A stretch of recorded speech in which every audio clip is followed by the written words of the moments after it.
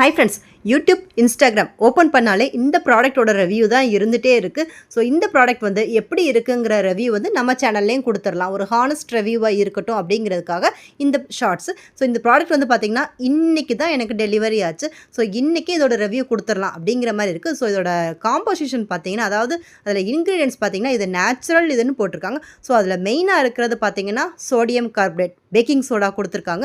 So பாட்டில் வந்து பார்த்திங்கன்னா glass bottle, trigger வந்து மெஷ் இது கொடுத்துருக்காங்க. இதெல்லாம் ஓகே தான். பிளாஸ்டிக் இல்லாமல் கிளாஸ் கொடுக்குறதுனால நமக்கு என்விரான்மெண்ட்டுக்கு சேஃபாக இருக்கும்னு சொல்லி கொடுத்துருக்காங்க.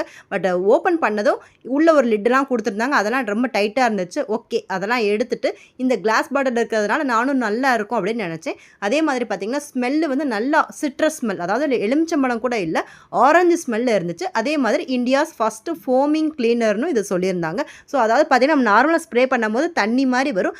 இதில் பார்த்திங்கன்னா தேங்காய் எண்ணெய், பேக்கிங் சோடா இதெல்லாம் போட்டிருக்கிறதுனால ஒரு நொரை மாதிரி வரும். அதை வச்சு க்ளீன் பண்ணலாம் அப்படின்னு போட்டிருந்தாங்க. ஸோ நானும் நினச்சேன், நம்ம பாட்டியெல்லாம் யூஸ் பண்ணியிருப்பாங்க பார்த்தீங்களா, வாரத்தில் ஒரு தடவை கிச்சன் கவுண்டர் டாப், அடுப்பு எல்லாத்தையும் எண்ணெய் போட்டு தொடச்சா நல்லா பளபளன்னு இருக்கும், அது மாதிரி இருக்கும்னு நினச்சிட்டு இதை வாங்கிட்டு நான் இப்போ வந்து பார்த்திங்கன்னா இந்த மாதிரி ஸ்ப்ரே பண்ணி அதுக்காகவே அடுப்பை நான் க்ளீன் பண்ணாமல் வச்சுருந்தேன்.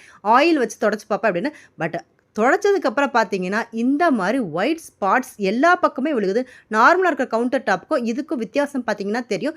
தொடச்சதுக்கப்புறம் எல்லா பக்கமும் வெள்ளை வெள்ளையாக படிஞ்ச மாதிரி இருக்குது. அதாவது என்னை கேட்டால் இது வந்து பார்த்திங்கன்னா அந்த பேக்கிங் சோடாவோட தான் நினைக்கிறேன். ஸோ இந்த ப்ராடக்ட் வந்து ஒர்த்து கிடையாது, நிறைய பெய்டு ப்ரொமோஷனுக்காக பண்ணுறாங்கன்னு நினைக்கிறேன். ஸோ நம்ம சேனலில் எப்போவுமே ஹானஸ்ட் ரிவ்யூ தான் இருக்கும். ஸோ என்னோட ரிவ்யூ பார்த்திங்கன்னா இது வந்து தயவு செஞ்சு நீங்கள் வாங்காதீங்க. வாங்கினா இப்படி தான் இருக்கும்னு நினைக்கிறேன். நம்ம ஒவ்வொரு தடவையும் ஸ்ப்ரே பண்ணதுக்கப்புறம் பார்த்திங்கன்னா ஒயிட் பேச்சஸ் தொடச்சதுக்கப்புறம் வருது. ஸோ அதையும் திருப்பி நம்ம க்ளீன் பண்ணால் மட்டும்தான் இந்த ஒயிட் பேச்சஸ் வந்து போகிற மாதிரி இருக்குது. இது பண்ணுறதுனால நம்மளோட சிம்னி, மைக்ரோவேவ் ஓவன், அடுப்பு, கவுண்டர் டாப் எல்லாமே வீணாக போய்டும் தான் நினைக்கிறேன். ஸோ இதெல்லாம் முடிச்சுட்டு நான் எப்பயும் யூஸ் பண்ணுற என்னோட நார்மல் க்ளீனரை வச்சு தான் நான் அதுக்கப்புறமா இது எல்லாமே தொடச்சி எடுத்தேன். ஸோ அதில் வச்சு துடைக்கும் போது பார்த்தீங்கன்னா அதுவுமே கொஞ்சம் எனக்கு அது பளிச்சுன்னு வந்துடும். ஸோ இது வந்து அந்த பழைய க்ளீனருக்குள்ள ரிவ்யூலாம் இல்லை, இதோட எப்படி கழுவுது அப்படிங்கிறதுக்காக மட்டும்தான் இது. ஸோ நான் ரொம்ப ஆசைப்பட்டு வாங்கின மாதிரி தான் இருந்துச்சு.